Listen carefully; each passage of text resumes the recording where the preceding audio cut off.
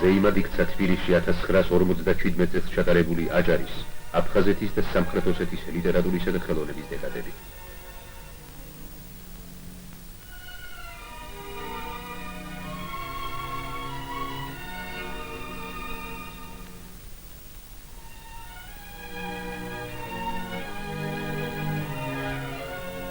იანვარში ჩატარდა აჯარის ლიტერატურისა და ხელოვნების დეკადა.